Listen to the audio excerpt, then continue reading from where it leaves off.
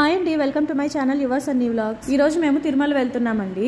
ఆ దేవదేవుడి దయ వల్ల ప్రతి ఇయర్ కూడా మేము తిరుమల వెళ్తాము దర్శనం చేసుకోవడానికి వెంకటేశ్వర స్వామిని.